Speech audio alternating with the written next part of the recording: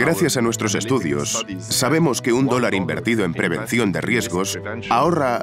entre $4 y $7 en gastos de recuperación o reconstrucción. Invertir en reducción y prevención de riesgos tiene, por tanto, un gran valor. ¿Y cómo lo haces? Por ejemplo, la capacidad de preparar planes para la utilización del terreno, utilizando la tecnología para determinar a qué riesgos están expuestos, y la utilización de mapas de inundaciones o de áreas propensas a sufrir desprendimientos, o el poder documentar algo como la subsidencia, es decir, el hundimiento de la ciudad de Yakarta como resultado de una gran extracción de agua, permite crear mapas con capas que contienen todos los riesgos a los que se expone una ciudad y considerar las posibles intervenciones del gobierno. Hemos descubierto que la mayoría de las pérdidas y daños privados tras un desastre pertenecen al sector inmobiliario. Entre un 40 y un 90% de las pérdidas privadas son viviendas que por su construcción o situación en áreas de riesgo no soportaron el desastre. Ser capaces de crear, gracias a la ayuda de la tecnología, una ciudad inteligente en que estas áreas estén protegidas y en la que se reduzca el número de impactos provocados por desastres, sería un gran beneficio para esta ciudad, suponiendo una reducción de pérdidas de vidas, de propiedades y una menor interrupción de las actividades económicas. El Banco Mundial ha lanzado recientemente un nuevo programa de modernización de casas para hacerlas más resistentes.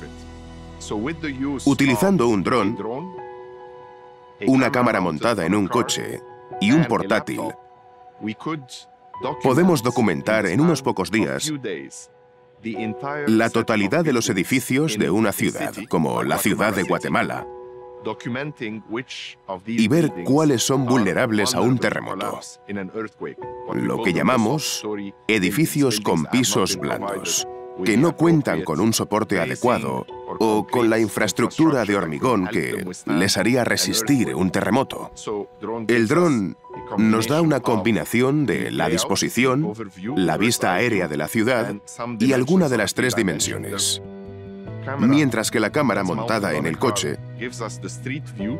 nos permite ver la infraestructura y la estructura de los edificios desde la calle y las aperturas que tiene.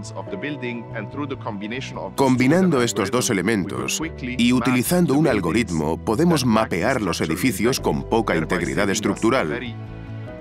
ahorrándonos mucho tiempo y dinero y permitiéndonos facilitar información fiable al gobierno para que puedan intervenir y proteger dichas construcciones, ya sea mediante la instauración de políticas e incentivos para que la gente modernice el lugar donde vive, tomando acción de inmediato para que los edificios no se derrumben, o creando nuevos códigos de construcción para el futuro que prevengan la repetición de este tipo de problemas. Para las ciudades en Haití, donde no podemos permitirnos realizar encuestas para mapear la movilidad de la gente, hemos usado los datos de los teléfonos móviles. Viendo dónde se conecta el móvil a las torres de telefonía a lo largo del día, puedes averiguar dónde vive la gente, dónde trabajan, si viven cerca de donde trabajan y si son capaces de acceder a las oportunidades que les ofrece la ciudad, basándonos en dónde viven, dónde trabajan y el sistema de transporte público del que disponen. En África, en una ciudad como Dar es Salaam, hemos comprobado que la gente, especialmente la gente pobre, suele vivir cerca de sus trabajos, que a su vez suelen estar en zonas marginales, en riesgo de sufrir inundaciones y desprendimientos, e incluso a veces llegan a vivir encima de un vertedero, una zona muy inestable. Estas viviendas en zonas marginales exponen a la gente a problemas medioambientales y les hacen más propensos a sufrir un desastre. La tecnología digital y el Big Data juegan un papel muy importante no solo en la preparación ante los desastres y el mapeado de riesgos, sino después de que el desastre haya ocurrido. En el desastre más reciente, el terremoto en Sulawesi, Indonesia, tan solo 10 días después de que se produjera el desastre, se completó. Gracias a los algoritmos y el uso de Big Data, la documentación de 20.000 edificios y los daños que habían sufrido, mucho antes de lo que hubiéramos podido preparar los informes o enviar a los primeros equipos. Por supuesto, tras un desastre, la prioridad es la intervención humanitaria, ayudar a los afectados, salvar a los que han quedado atrapados bajo los edificios, y luego se evalúan los daños materiales. El Big Data, sin embargo, nos ayudó a documentarnos de manera inmediata, para así poder preparar enseguida los planes de reconstrucción. Tanto el sector privado como el público y los ciudadanos han de colaborar para mejorar la gestión de riesgos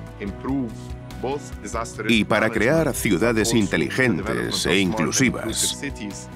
utilizando Big Data.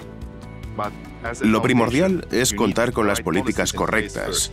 y utilizar la tecnología como un medio, en vez de permitir que la tecnología dicte qué puede ocurrir o cuándo ocurre. El sector público debe instaurar las políticas que quiere conseguir, como la creación de ciudades inclusivas, resistentes y seguras, y contar con la ayuda del sector privado y los ciudadanos, en un proceso de creación conjunta para resolver los retos que surjan.